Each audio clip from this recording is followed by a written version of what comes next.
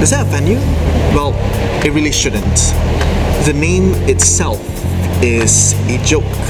During the early 1800s, when the Germans first arrived in America, they brought in both their sausages as well as the Dachshund dogs. The thing about the Dachshund dogs is that they are small, slim, and long.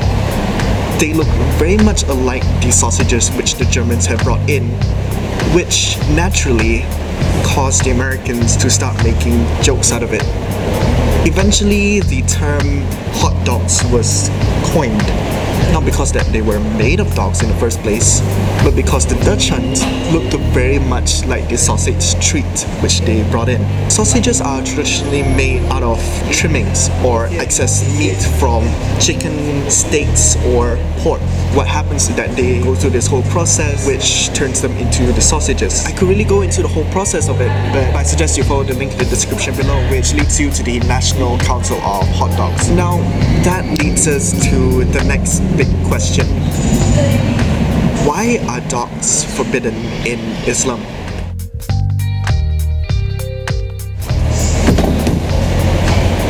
Now, here's a tricky bit. It's not.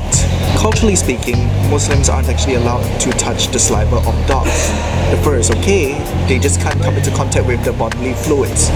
And when they do, they need to wash their hands in dirt 7 times and then in water.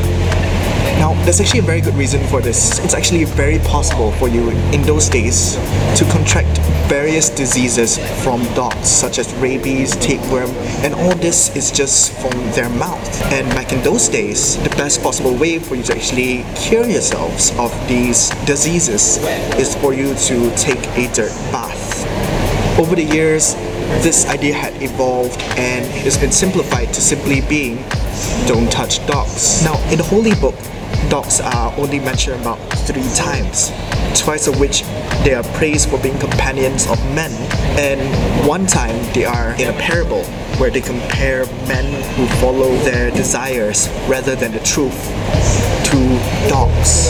This is where scholars come into play. They compile these scriptures and discuss it among themselves so that it may be interpreted for us to easily consume it within modern times. Unfortunately, people tend to dismiss or even belittle the efforts it takes to be a scholar. Worse yet are the people who actually take matters into their own hands in the context of power. Having someone who easily dismisses thoughtfulness and having that person lead and dictate the moral compass of a community. It's a very scary thought to begin with. Just like how we won't trust an unqualified surgeon to save a person's life, we shouldn't trust an unqualified person to change the life of one person, of a few, a community, a nation. We cannot start to think of a better future for ourselves until we start debating, until we start sharing ideas with people and having to be open to the possibilities that maybe things are just the way they are. Maybe things are just ready for a change. I hope you guys enjoyed this video and I'll see you guys in the next one. Peace out.